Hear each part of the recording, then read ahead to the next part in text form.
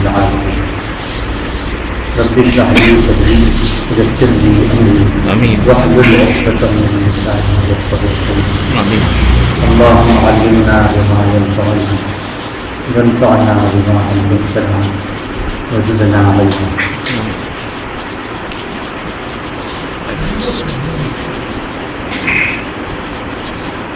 مالک الملک رب الکریم فضلت اور رحمت.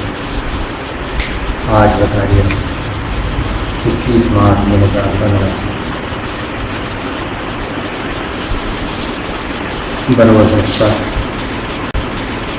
ابھی نماز فجر میں سلسلہ بار سورہ انبیاء کی جن آیات کی تلاوت کی.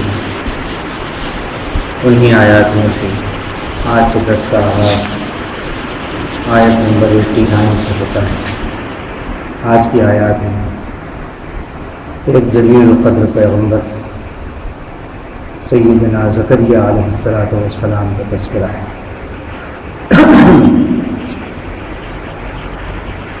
اور ان کے تذکرے میں جن باتوں کا سننے والوں سے مطالبہ کیا ہے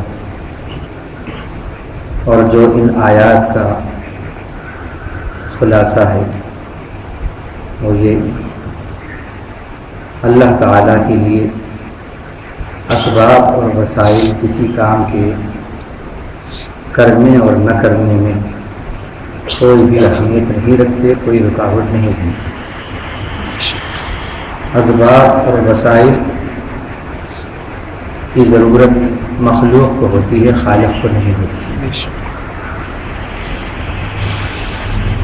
اسباب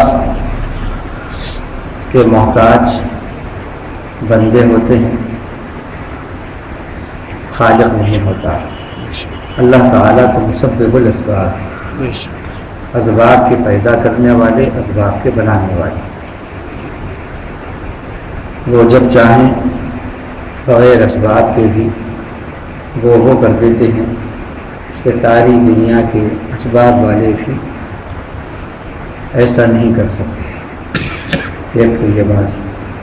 دوسرا، اولاد کے دینے میں عام طور پر یہی تصور ہے اور بلکہ 100% یہی تصور ہے اور یہ ایک حقیقت ہے کہ اولاد جب کوئی اولاد کی عمر میں ہوتا ہے، یعنی جوانی میں یا 50 55 60 کے اندر ہوتا ہے، تو اولاد کی امید ہوتی ہے، اس کے صاحب اولاد ہونے کی امید ہوتی ہے.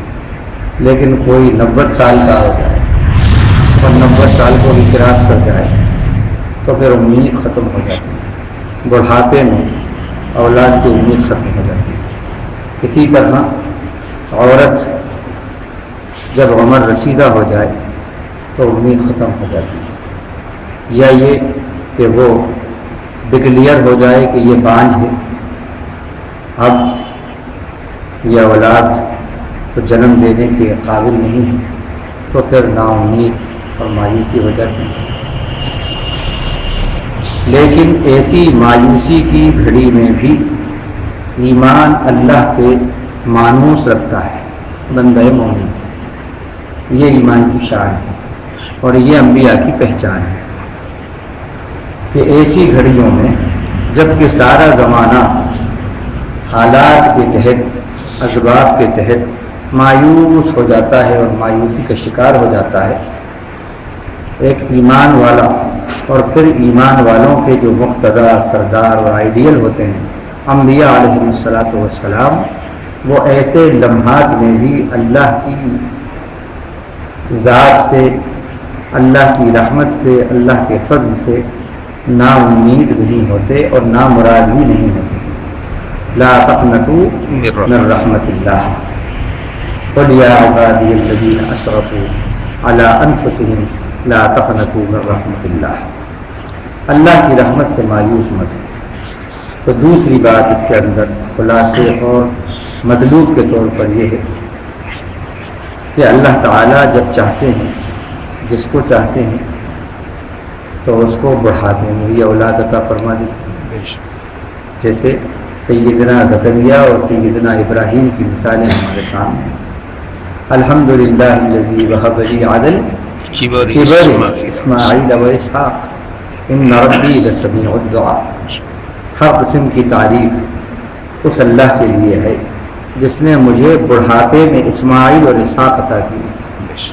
اسی سے یہ بات معلوم ہوتی ہے کہ اسماعیل علیہ السلام پہلے بیٹے ہیں، پہلے تولد ہوئے، اور اسحاق علیہ السلام بعد میں آئے۔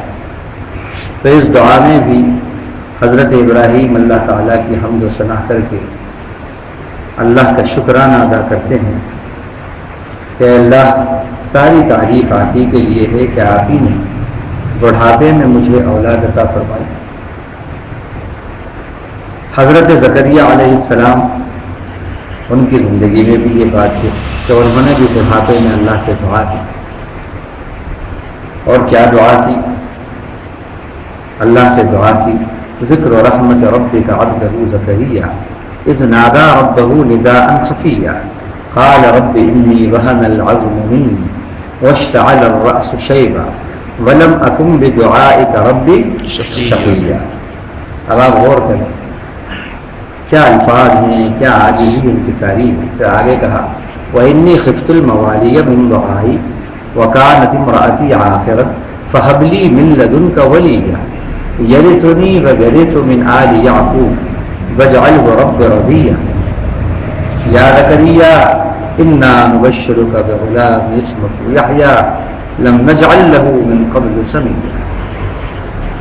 حضرت زکریا دعا کر رہے ہیں اور اللہ سے دعا کر کے کہہ رہے ہیں اللہ میں نے جب تجھ سے مانگا ہے مایوس نہیں ہوا ہوں، نامراد نہیں ہوا ہوں، بدبخت نہیں رہا ہوں۔ اللہ اپنے نبی سے کہہ رہا ہے ذکر کیجئے، تذکرہ کیجئے آپ کے رب کی رحمت کا جو زکریا پہ تھی۔ تو اللہ کے یہ جو انعامات ہوتے ہیں بندوں کے اوپر کہ جو انہونی کو ہونی کر دیں، اور رحمت کے ایسے جلوے اور اپنے فضل کے ایسے کرشمے دکھائیں، ایسے وقت میں اور ایسے لمحات کو بندے کو اپنی زندگی میں یاد کرتے رہنا چاہیے تاکہ شکر کا کنیکشن باقی رہے، اس میں ڈسکنیکشن نہ ہو۔ شکر میں تسلسل اللہ کے فضل، اللہ کی رحمت کے ذکر سے باقی رہتا ہے۔ یہ بہت اہم بات بتا رہا ہوں۔ اللہ کی رحمت اور اللہ کے فضل میں تسلسل جو ہے وہ شکر سے باقی ہے۔ جب آپ ذکر کریں اللہ کی رحمتوں کا جو آپ پر ہے، اللہ کے فضل جو آپ پر ہے، رحمت اور فضل میں کیا فرق ہے یہ بھی سمجھ لیں۔ رحمت کے معنی اللہ کی مہربانی، اللہ کی طرف سے عطا، مہربانی، اور فضل بنا ہے فاضل سے، فضل یفضل سے، اس کے معنی آتے ہیں ایڈیشنل چیز، جیسا یہ چیز میرے پاس فاضل ہے آپ لے لیں، ایک چیز میرے پاس فاضل ہے یہ آپ لے لیں، یعنی ایکسٹرا ہے۔ تو فضل کے معنی کیا ہے؟ آپ جتنے مستحق ہیں اس سے کہیں زیادہ انعام کرنا، یہ فضل ہوتا ہے۔ بندے کے استحقاق سے بڑھ کر بندے کو عطا ہونا، یہ فضل ہوتا ہے، یہ فضل رب ہے۔ تو فضل رب اور رحمت رب کو جب یاد کریں گے، جب اس کو یاد کریں گے، ذکر فضل اور ذکر رحمت جب ہوگا تو اس سے شکر کے اندر اور شکرانے کے اندر تسلسل باقی رہے گا، اور جب شکر میں تسلسل رہتا ہے تو پھر اللہ کی رحمتوں میں بھی تسلسل رہتا ہے اور اضافہ ہوتا ہے۔ لئن شکرتم لازیدنکم ولئن کفرتم ان عذابی لشدید۔ اگر شکر ادا کرو گے تو میں ضرور تم میں اضافہ کروں گا۔ تم میں کیا مطلب؟ یعنی تمہیں جو نعمتیں دیتا ہوں، جو نعمتیں دی ہیں ان میں ضرور اضافہ کروں گا۔ گارنٹی کے ساتھ کہہ رہے ہیں اللہ۔ ادھر لا نے تاکید لگایا گارنٹی کے لیے، اور ادھر نون نے تاکید، یہ دونوں چیزیں علامت ہیں تاکید کی، پوری تاکید کے ساتھ۔ ارے اللہ تو خالی کہہ دیتے تو یقین تھا، لیکن پھر ساری کائنات کے سچوں کے سچے اصدق القائلین پروردگار، ان کا کہنا، اور نہ صرف یہ کہ کہنا بلکہ تاکید کے ساتھ اور یقین کے صیغوں کے ساتھ کہنا، یہ تو بھرپور طور پر ایمان کو بڑھانے کی اور ایمان میں اضافہ کرنے کی بات ہے اور اطمینان کی بات ہے۔ تو انہوں نے کہا اللہ تعالیٰ نے اپنے کتاب سورہ مریم کے اندر نبی کو حکم دیتے ہوئے فرمایا ذکر و رحمت ربک عبدہ زکریا، آپ کے رب کی جو رحمت ہوئی ہے اس کا ذرا ذکر کیجئے، اس کے بندے زکریا۔ اللہ کو لفظ عبد بڑا پسند ہے، عبدیت بھی بڑی پسند ہے، بندگی۔ دیکھیے جہاں جہاں انعام بلند و بالا ہوا ہے اللہ کا، وہاں وہاں اللہ تعالیٰ نے عبد کا لفظ استعمال کیا ہے۔ سب سے بڑا انوکھا انعام نبوت کے بعد جو اللہ کے نبی صلی اللہ علیہ وسلم پہ ہوا کیا تھا؟ معراج۔ بالکل انوکھا انعام ہے، کوئی بھی نبی اس میں شامل نہیں ہے۔ اس اعتبار سے اللہ کے نبی یقیناً افضل الانبیاء ہیں، صاحب معراج، صاحب اسرا اور صاحب معراج۔ اس واقعے کا جب اللہ ذکر کرتے ہیں تو یہ نہیں کہتے سبحان الذی اسرا بمحمد لیلا من المسجد الحرام الى المسجد الاقصی، کیا لفظ استعمال کرتے ہیں سبحان الذی اسرا بعبدہ لیلا من المسجد الحرام۔ پاک ہے وہ ذات، وہ ہستی جو اپنے بندے کو رات کے ایک حصے میں لے گئی مسجد حرام سے مسجد اقصی۔ تو لفظ عبد بڑا پسند ہے۔ یہاں بھی آپ دیکھیے جو لفظ اور جو انعام اللہ ذکر فرما رہے ہیں اور جس رحمت کا اللہ کے نبی کو حکم دے رہے ہیں کہ اس رحمت کا ذرا ذکر کرو، وہاں بھی لفظ عبد استعمال کیا سیدنا زکریا کی۔ فرمایا وذکر عبدنا ایوب وذکر عبدنا ابراہیم، ہاں بار بار ہمارے بندے ایوب کا ذکر کرو، ہمارے بندے زکریا کا ذکر کرو۔ تو یہ بندگی اللہ کو بڑی پسند ہے، بندگی، یہ بندگی، یہ عجز و انکساری بندہ مومن کی شان ہے اور ہونا چاہیے۔ لیکن اکثر ایسا ہوتا ہے اور یہ دیکھا جاتا ہے کہ اگر بندگی کے اندر شعور نہیں ہے، عبدیت میں اور عبادت میں شعور نہیں ہے، تو یہ عبادت بجائے عبدیت کے تکبر لے آتی ہے۔ عبادت سے عبدیت آنا چاہیے، نہ کہ عبادت سے تکبر آنا چاہیے۔ لیکن ہمارے یہاں عبادت میں اضافے سے تکبر آ جاتا، عبادت میں اضافے سے تکبر آ جاتا۔ نہیں، عبادت کے اضافے سے تو عبدیت آنا چاہیے، تقویٰ آنا چاہیے۔ یا ایھا الناس اعبدوا ربکم الذی خلقکم والذین من قبلکم لعلکم تتقون۔ اے لوگو، اپنے اس پروردگار کی بندگی کرو، عبادت کرو جس نے تم کو پیدا کیا اور ان کو جو تم سے پہلے تھے پیدا کیا۔ اور مقصود عبادت کا کیا ہے؟ تاکہ تمہارے اندر ڈر، خوف اور اللہ کی نافرمانیوں سے، شرک سے، کفر سے بچنا آ جائے۔ تتقون میں یہ سب باتیں ہیں۔ تو عبدیت کی روح کیا بتائی؟ تقویٰ۔ مطلب یہ ہے کہ اگر آپ کی عبادات آپ کے اندر خوف خدا، خشیت، تقویٰ یہ پیدا کر رہی ہیں تو یقیناً وہ عبادت اللہ کی یہاں عبدیت بیسڈ عبادات ہیں۔ اور اگر وہ عبادات آپ کے اندر تقویٰ، خشیت، اللہ کا ڈر اور خوف پیدا نہیں کر رہی، بلکہ وہ عبادتیں پبلسٹی، ریاکاری، تکبر، لڑائی جھگڑے، یہ باتیں اگر پیدا کر رہی ہیں تو وہ صرف فارملٹی ہے، اس میں ریئلٹی نہیں ہے۔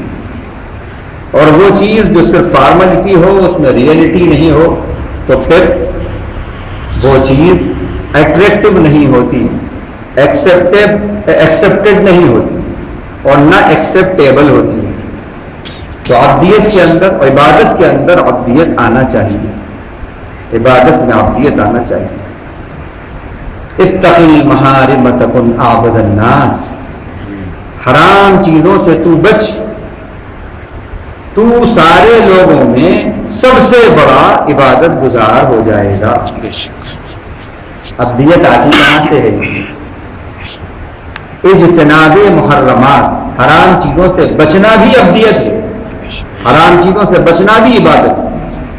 آپ حرام سے بچ رہے ہیں تو آپ چھوٹی عبادت نہیں کر رہے، آپ بڑی عبادت کر رہے ہیں۔ تکن عابد الناس کہا، تکن عابد الناس نہیں کہا، کئی مرتبہ یہ حدیث آپ کے سامنے پیش کی۔ تو لوگوں میں عابد الناس نہیں، عبادت کرنے والا نہیں، بلکہ سب سے بڑا عبادت کرنا، عابد کہا۔ عابد پازیٹو ڈگری ورشپر، اور عابد موسٹ ورشپر، سب سے بڑا عبادت کرنے والا۔ تو سب سے بڑے عبادت کرنے والے بن جائیں گے آپ کب؟ نبی نے فرمایا حرام چیزوں سے بچو۔ اب غصہ حرام ہے، بدکاری حرام ہے، جھوٹ حرام ہے، کبر حرام ہے، ریاکاری حرام ہے، حسد حرام ہے، دکھلاوے نام نمود حرام ہے، فضول خرچیاں حرام ہیں، شیطان کے بھائی بندوں کی پہچان ہے۔ یہ سب حرام چیزیں، کسی کا حق کی حق تلفی کرنا، حق دبانا، ستانا، تکلیفیں دینا، لینا تو پورا پورا لینا، دینا تو ڈنڈی مار کے دینا، بے ایمانی کرنا، جھوٹ بولنا، دغل فصل کرنا، خیانت کرنا، غلطی کو تسلیم نہ کرنا، اس کے اوپر مصر رہنا، یہ سب چیزیں حرام ہیں۔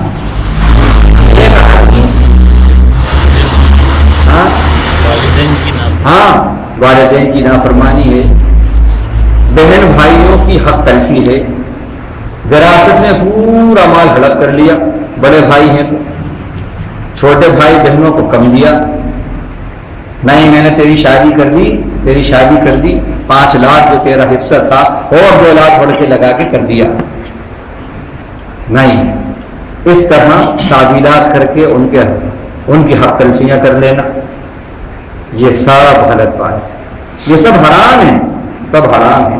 عورت کے مہر کی رقم کو یہ سمجھنا کہ نہ ہمیں کچھ نہیں دینا، بالکل یہ نیت ہے کہ دینی نہیں ہے، اور ذرا ڈر لگا، کچھ ہوا، کچھ سنا تو اس سے بیچاری سے معاف کروا لینا، سبز باغ دکھا کے۔ اس قبیل کی جتنی چیزیں ہیں اور بھی بہت سی چیزیں ہیں جو محرمات میں سے ہیں، سود خوری، رشوت، یہ سب حرام ہے۔ ان چیزوں سے ایک بندہ بچ رہا ہے، بظاہر وہ عبادت نہیں کر رہا، آپ جھوٹ سے بچ رہے ہیں، عبادت تو نہیں کر رہے بظاہر، لوگ کہیں گے ہی نہیں کہ یہ عبادت، کبر سے بچ رہے ہیں، حسد سے بچ رہے ہیں، بغض سے بچ رہے ہیں، ریاکاری سے بچ رہے ہیں، بظاہر تو یہ عبادت نہیں ہے، لیکن نہیں، اللہ کی نظر میں، اس کے رسول کی نظر میں یہ سب سے بڑی عبادت ہے، یہی عبادتیں۔ تو جب بندہ عبادت کرتا ہے اور اس کی عبادت کے اندر اجتناب محرمات، حرام سے بچنے کا عنصر اور وصف شامل ہو جاتا ہے، تو پھر یہ عبادت ابدیت پیدا کرتی ہے، یہ سمجھ لیجیے آپ۔ اور جب بندے میں ابدیت آتی ہے تو پھر تقویٰ آتا ہے، اور جہاں تقویٰ آتا ہے وہاں اللہ دوستی کا ہاتھ بڑھاتے ہیں۔ الا ان اولیاء اللہ لا خوف علیہم ولا هم يحزنون الذین آمنوا وكانوا يتقون ان الذین قالوا ربنا اللہ ثم استقاموا تتنزل علیہم الملائکہ الا تخافوا ولا تحزنوا وابشروا بالجنة التي كنتم توعدون نحن اولیاؤکم فی الحیاة الدنیا وفی الآخرہ۔ اللہ دوستی کا ہاتھ بڑھاتے ہیں جہاں تقویٰ ہوتا ہے، تو عبدیت جہاں ہوگی وہاں پر تقویٰ آئے گا، اور تقویٰ جہاں ہوگا وہاں خوف خدا آئے گا۔ تو اللہ کی رحمتوں کا ذکر کرنا، اللہ کے فضل کا ذکر کرنا، یہ شکر کے تسلسل کو باقی رکھتا ہے، اور شکر کے تسلسل کا باقی رہنا رحمتوں کے سلسلے کا دراز رہنا ہے، جاری رہنا اور دراز رہنا ہے۔ تو سیدنا زکریا کے واقعے میں یہی بات ہم کو ملتی ہے۔ اور تیسری بات جو ملتی ہے وہ یہ عورتوں سے متعلق بھی یہ بات کہ اللہ تعالی وہ کھیتی جو کہ بالکل سوکھ چکی ہے، وہ زمین جو بنجر ہو چکی ہے، جس کو سارے کسانوں نے سب نے ڈکلیئر کر دیا کہ یہ زمین بنجر ہے، اب کچھ نہیں ہو سکتا، رب کی یہ شان ہے کہ وہ بنجر زمین سے بھی لہلہاتی فصلوں کو پیدا کر دے۔ سیدتنا زوجہ زکریا، حضرت زکریا علیہ السلام کی بیوی، اللہ تعالیٰ نے ان کو بڑھاپے میں اولاد دے کر یہ بات ہم کو بتائی۔ تو یہ دوسری بات کہ اللہ کی رحمت سے کسی حال میں اور کبھی بھی مایوس نہیں ہونا۔ اور تیسری بات جو بہت اہم ہے وہ یہ دعا اپنی بس زندگی کی ہابی بنائیے، اللہ سے دعا کریں اور دعا کرتے رہیے، اور شرائط دعا کے ساتھ دعا کیجیے، یہ بھی ضروری ہے۔ شرائط دعا کے ساتھ جو دعا ہوگی وہ دعا اللہ قبول فرمائے۔ اب شرائط دعا بار بار آپ کے سامنے آئی ہیں، رزق حلال ہو، لباس حلال ہو، یہ دو چیزیں، اور ایمان ہو، عمل صالح ہو، اللہ سے بھرپور امید ہو کہ ادعوا اللہ وانتم موقنون، اللہ سے بھرپور امید ہو، اللہ کا استحضار ہو، استحضار مانے حضوری قلب ہو، حضوری قلب ہو، اور اجتناب عن المحارم ہو، محرمات ہو، حرام چیزوں سے بچ کر ایمان اور عمل صالح کر کے اب دعا مانگی جائے، انشاءاللہ وہ دعا ضرور قبول ہوگی، جیسے انبیاء علیہ السلام اللہ کے نیک بندوں سے قبول ہوئی۔ دیکھیے آپ حضرات اصحاب کہف، وہ تو نبی نہیں تھے، اللہ تعالیٰ نے کیسی دعا قبول کری ہوئی؟ وہ چیزیں جو بالکل انہونی ہیں، انہونی، کوئی تصور کر سکتا ہے 309 سال تک سلا دینا اطمینان سے؟ قرآن کہہ رہا ہے لبثوا فی کہفہم ثلاثمائۃ سنین وازدادوا، تو یہ دعا کی تو کرشمہ تھا، 309 سال تک سلا دیا، وہ بھی غار میں، ایئر کنڈیشن میں نہیں، غار میں، اور پھر بغیر کھانے کے بغیر پانی کے 309 سال تک زندہ رہنا، یہ دعا کا ہی تو کرشمہ تھا، اللہ کے ولیوں کی دعائیں تھیں، اور یہ سارے کے سارے ولی ٹینیجرز بھی ولی بن سکتے ہیں۔ ہاں، یہ بوڑھے یہ نہ سمجھے کہ ہم ہی ولی بن سکتے ہیں، بچے بھی ولی بن سکتے ہیں، نوجوان بھی ولی بن سکتے ہیں۔ اصحاب کہف کا واقعہ بتا رہا ہے، وہ بھی ولی بن سکتے ہیں۔ یہ سب وہ لوگ تھے کہ جو 17 اور 20 کے اندر تھے، سب کے سب۔ یہ دعا کا ہی تو کرشمہ تھا، لیکن یہ دعا گھر بیٹھے بیٹھے نہیں مانگی انہوں نے، گھر بیٹھے بیٹھے نہیں مانگی، ایمان لائے، پھر ایمان پر کی حفاظت میں جو قربانی درکار ہے وہ قربانی پیش ہے۔ ہم اپنے ایمان کے تحفظ کے لیے معاف کیجیے جیسے قربانی دینا چاہیے نہیں دینا۔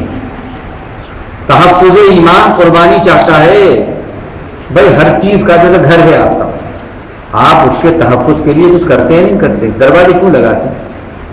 کیوں لگاتے ہیں؟ کائے کے لیے؟ گھر کے پروٹیکشن کے لیے، سیفٹی کے لیے۔ ہاں، پھر کہیں جاتے ہیں بڑا سارا کفر ڈال کے جاتے ہیں، کیوں؟ سیفٹی کے لیے، اور جتنا زیادہ خزانہ ہے اتنی بڑا کفر ہے، کیوں؟ سیفٹی کے لیے۔ ہر چیز کی آپ سیفٹی کرتے ہیں، سیکورٹی، سیفٹی، پروٹیکشن پہ ایکشن لیتے ہیں، یہ ساری چیزیں کرتے ہیں۔ کیا ایمان اس سے بھی گئی گزری چیزیں کہ چھوڑ دو اسے؟ ہاں، ارے ایمان تو کائنات میں سب سے قیمتی مایا ہے، سب سے قیمتی مایا ہے، اس کا بدل ہو تو کوئی بتاؤ۔ گھر آپ سے اچھا کوئی دوسرا گھر خرید لے گا، آپ نے محل خریدا، آپ سے اچھا کوئی محل خرید لے گا، اس سے اچھا بنا دے. کوئی معلوم ہوا گولڈن ٹائلٹ بنا کر اپنی بیٹی کو ڈونیٹ کر دے گا دہیج میں. ابھی معلوم ہوا کہ ایک شیخ نے، ہاں دبئی کے ایک شیخ نے اپنی بیٹی کو شادی کے جہیز میں گولڈن ٹائلٹ، پورا ٹائلٹ بڑا خوبصورت گولڈ کا، وہ اس نے ڈونیٹ کیا. 1 کروڑ کتنا 80 لاکھ غالباً، یا اس سے بھی کہیں زیادہ. وہ اس نے بھی یہ کرا کہ دیکھو تم جس کو تجوریوں میں رکھتے ہو رہ سکتے ہو، ہمارے یہاں اس کی حیثیت ایسی ہے. نام دیا گولڈن ٹائلٹ. تو یہ کیا ہے؟ آپ سے اچھا کوئی اور بہتر سے بہتر آگے جا سکتا ہے، لیکن یہ کوئی کمال نہیں، یہ کوئی کمال نہیں. اصل چیز جو ہے وہ کیا بتا رہے تھے، کیا ہے؟ ایمان. ایمان کا پروٹیکشن بہت ضروری ہے، ایمان کا تحفظ بہت ضروری ہے. اور ایمان جیسی مایا یہ انکمپیریبل ہے، اس کا کوئی مقابلہ نہیں کر سکتا اور اس کو کوئی خرید بھی نہیں سکتا. بیش قیمت چیز ہے. اس کی قیمت تو بس ایک ہی ہستی ہے جو دے سکتی، مخلوق میں تو کوئی نہیں دے سکتا. وہ کون ہے؟ اللہ. اور اس کی ایسی قیمت دے سکتی ہے وہ جو کوئی نہیں دے سکتا. ان اللہ اشترى من المؤمنین انفسهم واموالهم بان لهم الجنہ. بے شک اللہ نے مومنین سے ان کی جانوں کو اور مالوں کو جنت کے بدلے خرید لیا. اللہ ہی دے سکتا ہے بس اس کی قیمت، اور کوئی نہیں دے سکتا. آپ کو کون دے گا ایسی جنت؟ ایسی جنت جس کی ایک بالش زمین کی قیمت اور زمین کا حسن پوری دنیا کی حسن اور مافیہا سے بڑھ کر ہو. اور پھر ایسی جنت اتنی حسین، اتنی وسعتوں کے ساتھ کہ ایک عربی گھوڑا سرپٹ دن رات دوڑتا رہے فل اسپیڈ میں، 1 مہینے تک دوڑتا رہے نان اسٹاپ، تب کہیں جا کے ایک درخت ختم ہو. اتنی حسین جنت اور اتنی وسعتوں کے ساتھ ہے کوئی ایمان کی ایسی قیمت دینے والا؟ اسی کو کہا وَفِي ذَلِكَ فَلْيَتَنَافَسِ الْمُتَنَافِسُونَ. بھائی اگر کمپٹیشن کرنا ہی ہے تم کو تو کمپٹیشن کا میدان تو ایمان ہے، دین ہے، لیکن یہ ہر ایک کو نہیں ملتا، ہر ایک کو نہیں ملتا. اللہ جس سے محبت کرتے ہیں یہ مایا اسی کو ملتی ہے، یہ سمجھ لیجیے. اچھے اچھوں کو نہیں ملتا. انبیاء کے بیٹوں کو نہیں ملا، انبیاء کی بیوی محروم رہے گی. حضرت لوط اور حضرت نوح قرآن میں تو ان کا ذکر ہے، ان کی بیویاں بیٹے محروم رہ گئے، بیٹا محروم رہ گیا، ان کو نصیب نہیں ہوا. اور رب کے نگاہ کرم ہو گئی تو معلوم ہوا کہ اللہ تعالیٰ نے عمر کو عطا کر دیا. چلے تھے قتل کرنے کے لیے اور خود قتل ہو گئے. نوازش پہ آ جائیں تو ایسے نوازتے ہیں.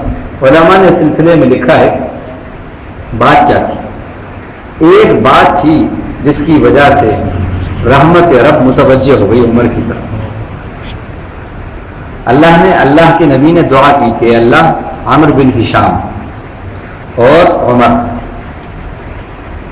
بن خطاب، ان 2 عمروں میں سے جس سے بھی تو اللہ چاہے، جس سے محبت کرتا ہو اس کو ایمان سے نواز اور ایمان کی توفیق دے کر اپنے دین کو تقویت دے. یہ دعائے حبیب تھی، دعائے رسول تھی. اللہ تعالیٰ نے دعائے حبیب کو حضرت سیدنا عمر فاروق کے لیے قبول کر لیا، اور سگے چچا ان کے لیے قبول نہیں ہوئی. وجہ کیا تھی؟ وجہ یہ تھی، مفسرین نے علماء نے لکھا ہے کہ سیدنا عمر کے اندر یہ خصوصیت تھی، اعتراف خطا تھی، بس یہ خصوصیت تھی. اپنی غلطی کا کوئی ان کے سامنے کوئی اگر بتا دے کہ یہ غلطی ہے، نادم ہو جاتے تھے، شرمندہ ہو جاتے تھے، وہ معافی چاہتے تھے۔ یہ خصوصیت تھی ان کے اندر، اپنی غلطی پر نادم ہونا، سرکشی نہ کرنا، یہ خصوصیت۔ اس میں یہ خصوصیت نہیں تھی، اس میں تکبر تھا، اس لیے وہ تکبر لے ڈوبا، میں ایسا، میں ایسا۔ جہاں میں ہوتا ہے وہاں پر گلے پہ چھری چلتی ہے، گلے پہ چھری، میں نہیں۔ اور جہاں میں نہ تو بقول عمر بارن پوری کے وہ مثال دی جاتی ہے، اس کی مثال دی جاتی ہے۔ تو میں کا یہاں پر معاملہ ہے۔ حضرت عمر فاروق کے اندر اعتراف خطا کا مادہ تھا، غلطی کو قبول کرنے کا مادہ تھا، اور یہ واقعہ ان کی بہن کے ساتھ انہوں نے جو مار پیٹ کری تھی، جو مارا تھا، بس اس پر ان کو ندامت ہوئی۔ وہ ندامت اور پھر بہن کا اس ندامت کے اندر کلام کا پیش کرنا۔ دیکھیے دو باتیں معلوم ہوئی، آپ کی جو دعوت ہو، جو آپ کی بات ہو، اس انداز سے ہو، اللہ کی آیات قرآن کی، جنت کا تذکرہ، دوزخ کا تذکرہ، نبی کا تذکرہ، انبیاء کا تذکرہ، اولیاء کا تذکرہ، اصفیاء کا تذکرہ، اس انداز سے ہو کہ گناہگار اپنے گناہوں پر نادم ہو، پشیمان ہو۔ یہ کیفیت پہلے پیدا ہونا چاہیے اور کرنا چاہیے۔ اللہ کرتے ہیں، اور پھر اس ندامت کے اندر پھر ہدایت کی بات ہو، پھر دعا ہو، بڑا اثر کرتی، ایسا جیسے کہ اگر آپ زمین کے اوپر ہل نہیں چلائیں، زمین کو کاشت کے لائق نہ بنائیں، اور بغیر ہل چلائے، بغیر کاشت کے لائق بنائے آپ بیج ڈال دیں تو زیادہ فائدہ نہیں ہوگا، بیج آپ کا بیکار چلا جائے گا۔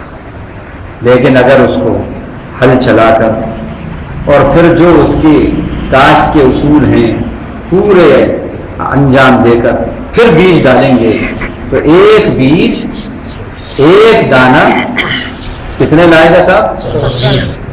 700 بالیں لے کر آئے گا، 700 بالیں۔ یہی حال دعوت کا بھی ہے، یہی حال عبادت کا بھی ہے، یہی حال اصلاح کا بھی ہے، یہی حال پیری فقیری کا بھی ہے، تصوف و تزکیے کا بھی، کہ بالکل عاجزی انکساری کے ساتھ عبادت کریں تو اللہ تعالیٰ کی طرف سے پھر ہدایت ملتی ہے۔ ندامت پر ہدایت ملتی ہے، ندامت پر ہدایت۔ تو اللہ تعالیٰ نے دعا قبول کر لی، تو دعا کا اہتمام، دعا کا اہتمام۔ سیدنا زکریا نے دعا کی ان شرائط کے ساتھ، اللہ تعالیٰ نے پھر وہ کرشمے دکھائے ہیں کہ کوئی وہ کرشمہ پیش نہیں کر سکتا سوائے خدا کے۔ یہ چند باتیں تھیں۔ اب اس کے بعد آیات کے اندر جو سیدنا زکریا کا تذکرہ ہے وہ تذکرہ وَزَكَرِيَّا إِذْ نَادَى رَبَّهُ رَبِّ لَا تَذَرْنِي فَرْدًا وَأَنْتَ خَيْرُ الْوَارِثِينَ۔ اور یاد کیجئے زکریا کو جب انہوں نے اپنے رب کو پکارا، جب انہوں نے اپنے رب کو پکارا، اللہ تعالیٰ کو یہ عاجزی ان کے ساتھ پکارنا، اس گھڑی میں جب پریشانی کی گھڑی ہوتی ہے اور ایمان والا جب پکارتا ہے اللہ کو تو اللہ کو بڑا پسند آتا ہے۔ ارے میرا بندہ سمجھتا ہے کہ یہ میں ہی کر سکتا ہوں،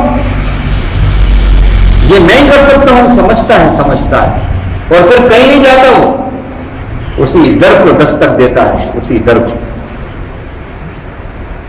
کو دستک دیتا ہے، دروازہ کھلتا ہے۔ وَزَكَرِيَّا إِذْ نَادَى رَبَّهُ رَبِّ لَا تَذَرْنِي فَرْدًا وَأَنْتَ خَيْرُ الْوَارِثِينَ۔ ہم دنیا میں بھی دیکھتے ہیں ایک شخص آیا، ایسا فقیر کہ جو بالکل پیچھے ہو گیا، دستک دیے جا رہا ہے، بیل مارے جا رہا ہے، اور کہہ رہا ہے اللہ کے نام پہ کچھ دو، پھر مار اللہ کے نام پہ کچھ دو۔ پہلے تو یہ سوچا گھر والے نے کہ مار کے چلا جائے گا جب ہم نہیں جائیں گے، کوئی بڑا بے غیرت تھا، اس نے کہا لے کے ہی جاؤں گا، گالیاں دیں گے اور کیا ہے، میں تو اب گالی کھانے کے لیے تیار ہوں لیکن لے کے جاؤں گا، پکا اس نے ارادہ کر لیا، نتیجہ یہ ہوتا ہے لے کے ہی جاتا ہے نا، لے کے جاتا ہے۔ اور اگر اس نے ایک بار دستک دی اور ڈانٹ پڑے اندر سے، اور وہ بس نہیں اب تو ڈانٹ پڑ گئی، اپنے چاہ اپنی انا کو اگر وہ کر دے، وہاں پر انا کا اگر شکار ہو گیا تو پھر در سے خالی جائے گا۔ فقیر جب اپنی انا کو فنا کرتا ہے تو کچھ لیتا ہے، کتنی اچھی بات اللہ نے دماغ میں ڈالی۔ فقیر، دنیا کا فقیر ہم دیکھتے ہیں کسی کے در پہ جاتا ہے، اپنی انا کو جب فنا کرتا ہے تو کچھ لے کے آتا ہے۔ ارے یہ دنیا کا فقیر دنیا کے بادشاہ کے دربار پہ جاتا ہے یا دنیا کے غنی کے دربار میں جاتا ہے، اپنی انا کو فنا کا مظاہرہ کرتا ہے تو خالی ہاتھ نہیں آتا۔ وہ داتا جو واللہ الغنی وانتم الفقراء ہے، جو غنیوں کا غنی ہے، غنیوں کا خالق ہے، جس کو عاجزی پسند ہے، عاجزی پسند ہے، وہاں اگر تم اپنی انا کو فنا کرو اس کے آگے تو کیا تم خالی ہاتھ لوٹو گے اس کے در سے؟ نہیں لوٹ سکتے۔ تو وزکریا اذ نادى ربہ، یاد کرو زکریا کو جب اس نے اپنے رب کو پکارا۔ کیسے پکارا؟ نداء خفیا، آہستہ آہستہ، اللہ اللہ او میرے رب، نداء خفیا۔ اب دعا کے اوپر سن لیں، ترمذی شریف میں حضرت عبداللہ ابن عباس رضی اللہ عنہ اور دیگر حدیثوں کی کتابوں میں بھی یہ آئی ہے کہ آپ صلی اللہ علیہ وسلم نے فرمایا کہ دعا ایسے کرا کرو کہ تم اللہ پر یقین رکھتے ہو کہ وہ تمہاری دعا قبول کرے، اور فرمایا جب دعا کر چکو تو آخر میں آمین یا ذل جلال والاکرام یا ارحم الراحمین کہہ لیا کرو، کہ یہ دعا کی مہر ہے، یہ دعا کی مہر ہے۔ اور پھر فرمایا ترمذی شریف کے اندر کہ دعا کرنے کے بعد اپنے ہاتھوں کو اپنے چہرے پر پھیر لیا کرو۔ تیسری بات آپ نے یہ فرمائی سینے تک ہاتھ اٹھا کر دعا کرو، سینے تک ہاتھ اٹھا کر جو دعا کی جاتی ہے یہ دعا کہلاتی ہے، اور سینے سے اوپر جو ہاتھ اٹھا کر دعا کی جاتی ہے وہ تضرع کہلاتی ہے، وہ عاجزی انکساری کہلاتی ہے۔ تضرع بندہ تضرع کے اندر اور اپنی بندیت کا اظہار کرتا ہے۔ ایک دعا ایسے ہے کوئی مانگ رہا ہے، ایک دعا ایسے مانگ رہا ہے، ایک دعا اس طرح عاجزی انکساری سے مانگ رہا ہے۔ تو آپ نے فرمایا سینے سے اوپر جو ہاتھ اٹھا کر دعا کی جاتی ہے وہ تضرع ہے، اور اللہ تعالی اپنے بندے سے جب وہ شرائط کے ساتھ دعا مانگتا ہے تو اللہ اس کو ضرور عطا کرتے ہیں، یا تو فوراً جو مانگ رہا ہے اگر مصلحت ہوتی ہے تو دے دیتے ہیں، یا نہیں تو اس وقت نہیں دیتے، ذرا تاخیر سے دیتے ہیں، یا نہیں تو اس کے بدلے کوئی مصیبت پریشانی تکلیف جو آنے والی ہوتی ہے اس کو ٹال دیتے ہیں، یہ بھی نہیں تو وہ آخرت میں اسٹور کر دیتے ہیں درجات کی بلندی کی، لیکن رد نہیں ہوتی، رد نہیں ہوتی۔ اور دعا کثرت سے مانگا کرو کہ دعا میں وہ طاقت ہے، وہ تاثیر ہے کہ تقدیر کے لکھے ہوئے کو رد کر دیتی ہے دعا۔ یہ اللہ کے نبی کی بات بتا رہا ہوں، لا يرد القضاء الا الدعاء، دعا میں وہ تاثیر ہے کہ رد کر دیتی ہے تقدیر کو، اللہ کے فیصلے کو بھی بدلوا دیتی ہے۔ ہم یہ تو نہیں کہتے اللہ کا فیصلہ رد ریجیکٹ ہو جاتا ہے، نہیں، اللہ کے فیصلے کو بدلوا دیتی ہے۔ کیوں؟ اس لیے کہ فیصلہ لکھنے والا کون ہے؟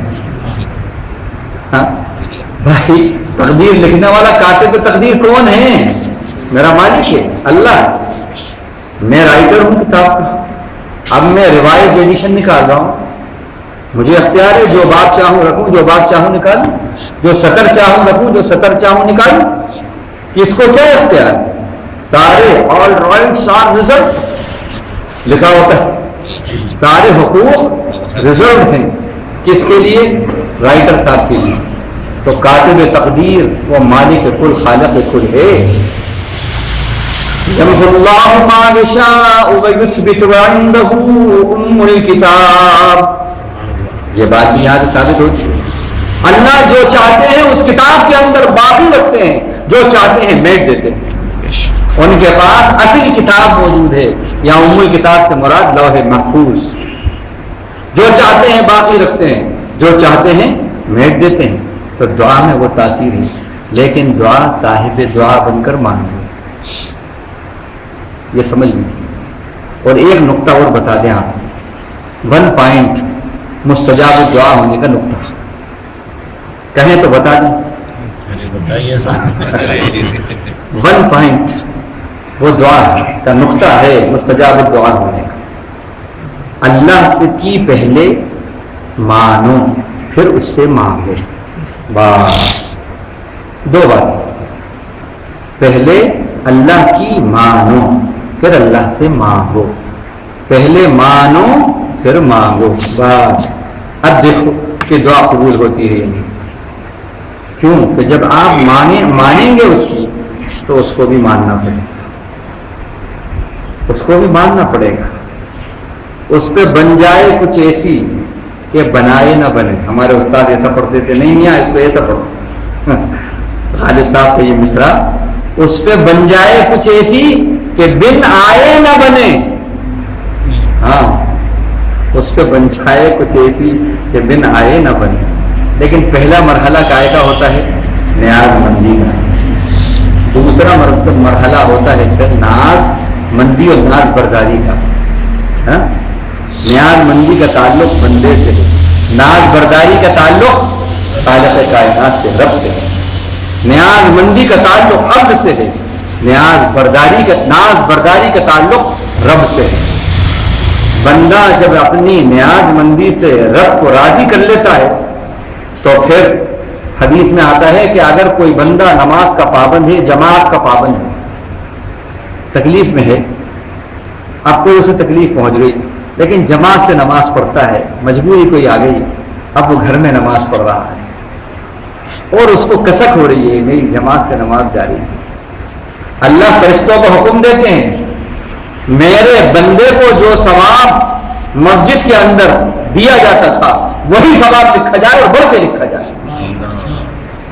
نیت کی بڑی اہمیت ہے، بڑی اہمیت ہے. وہ بڑے کریم ہیں، بڑے کریم ہیں.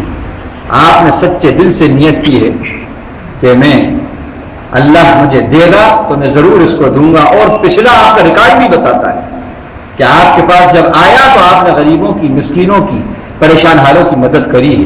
اب آپ کے پاس حالات ایسے ہیں کہ آپ مدد نہیں کر سکتے، لیکن دل میں آپ نے یقین کے ساتھ پورا یہ ارادہ کر لیا. اللہ تعالیٰ نے ابھی دے دیے ثواب، آپ ابھی سے شروع ہو گئے ثواب. اور اس نیت پر اللہ آپ کے فقر کو غنا سے بدل دے. بہترین نسخہ ہے فقیروں کے غنی ہونے کا. نیت کر لو کہ اللہ نے اگر مجھے دیا، نعمتیں دی، تو میں دینے والا بنوں گا، اس کے بندوں کا خرچ کرنے والا بنوں گا. یاد آتی ہے سیدنا موسیٰ علیہ السلام کی. ابھی اخبار میں بھی پڑھا ہوگا آپ نے وہ واقعہ کہ سیدنا موسیٰ علیہ السلام طور پہ جا رہے ہیں. ایک شخص بڑا غریب، فاقہ کشی اس کی زندگی میں ہوتی، ایک دن ملتا ایک دن کا فاقہ ہوتا. اس نے کہا موسیٰ ہمارے لیے دعا کرواؤ، جاؤ تو اللہ سے کہنا یہ فقر و فاقہ دور کرو، فقر و فاقہ دور ہو. اب موسیٰ علیہ السلام نے اللہ سے دعا کی. اللہ تعالیٰ نے کہا اس کے تقدیر میں رزق کم لکھا ہے، رزق کم، تو میں اس کو اس طرح قسط وار دے رہا ہوں. ایک دن فاقہ، دوسرے دن عطا، ایک دن فاقہ دوسرا عطا. اب موسیٰ علیہ السلام نے آ کر اس سے یہ بات کہہ دی کہ ہم کلامی ہوتی تھی، کلم اللہ موسیٰ تکلیما، ہم کلامی ہوتی تھی.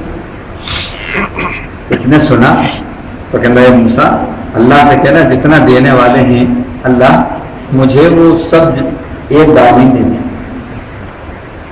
ایک بار میں دے دیں. اللہ تعالیٰ نے کہا کہ دیکھو موسیٰ، اس نے یہ دعا کی ہے. اللہ تعالیٰ نے موسیٰ علیہ السلام کی اس سفارش پر، دعا پر اس کو دے دیا. اب اس نے کیا کیا؟ اس نے یہ کیا کہ جتنا اس کو ملا تھا اس کا لنگر جاری کرا اس نے. سمجھا؟ اس کو مسکینوں کو بلایا، لنگر جاری کیا۔ اب جو لنگر جاری ہوا تو اب یہ تھا، موسیٰ علیہ السلام سمجھ رہے تھے سب اکٹھا اس کو مل گیا ہے، چند دن میں، چند ہفتے میں، چند مہینے میں سب ختم ہو جائے گا۔ لیکن موسیٰ علیہ السلام نے دیکھا کہ اس کے یہاں تو لنگر جاری ہے۔ موسیٰ علیہ السلام نے کہا ارے اس کو ملا ہی تھوڑا سا ہے اور اس نے لنگر جاری کر دیا، اب تو اور جلدی کنگال ہوگا۔ لیکن جو دیکھ رہے ہیں موسیٰ علیہ السلام کہ لنگر تو جاری ہے تو جاری ہے، اور اگر لنگر میں کھاتے تھے اس کے 10 فقیر شروع میں، تو ہر دن فقیروں کی تعداد بڑھ رہی ہے اور لنگر بھی دراز ہو رہا ہے اور اس کا سلسلہ دراز ہو رہا ہے۔ موسیٰ علیہ السلام نے حیرت سے پوچھا ایک دن، اے اللہ تو نے اس کو، تو کہہ رہا تھا کہ اس کے مقدر میں بڑی مختصر روزی ہے اور تو نے اکٹھا اس کو دے دیا، لیکن اے اللہ اس کا تو رزق بڑھتا ہی چلا جا رہا ہے، یہ کیا بات؟ ہم نے کہا موسیٰ بات یہ ہے کہ وہ مجھ سے سودے بازی کر رہا ہے، مجھ سے سودے بازی کر رہا ہے۔ بات یہ میری یہ رحمت ہے، یہ میرا فیصلہ ہے، من جاء بالحسنۃ فلہ عشر امثالھا، جو ایک نیکی لائے گا میں 10 گنا بڑھا کے دوں گا۔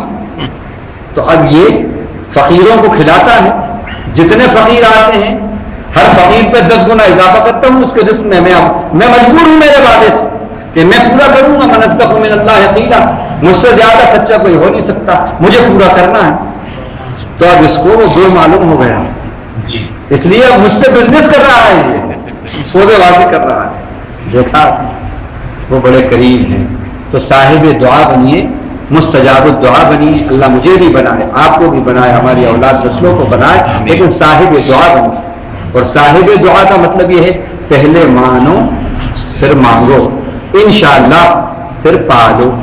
3 باتیں، مانو، مانگو اور پالو۔ وآخر دعوانا الحمدللہ سبحان اللہ وبحمدہ سبحانک اللہم وبحمدک نشہد ان لا الہ الا انت نستغفرک ونتوب الیک۔ اللہم اجعلنا من الذین یستمعون القول فیتبعون احسنہ۔ اللہم اجعلنا منازل الجنۃ مع الابرار۔ صلی اللہ تعالی علی خیر خلقہ محمد وآلہ وصحبہ اجمعین، آمین۔ اب ایک آپ حضرات سے گزارش ہے کہ ہمارے یونس بھائی جو یہاں پر یونس نام ہے نا، یونس نام ہے نا، تینوس نام، تینوس بھائی جو سفینہ ہوٹل میں کام کرتے ہیں، مسالے جو ہیں وہ پیستے ہیں، آپ گرائنڈنگ کرتے ہیں، اور آپ کلکتے کے رہنے والے ہیں۔ آپ کی صاحبزادی کی شادی ہے 2 اپریل کو، اور آپ مستحق ہیں کہ اس کا تعاون اس بچی کا کیا جائے۔ آپ حضرات سے حسب استطاعت اپنے ایک مومن بھائی کی جو نماز کا پابند ہے، دیندار ہے، اس کی آپ جو ہیں بھرپور مدد کیجیے، تعاون کیجیے۔ ایسے شخص کے تعاون پر جو ایماندار ہو، دیندار ہو، نماز کا پابند ہو، اور زیادہ ثواب ہے، اور اس کی دعاؤں میں اور زیادہ آپ کے نعمتوں میں اضافے کا سبب ہے۔ تو تعاون کیجیے۔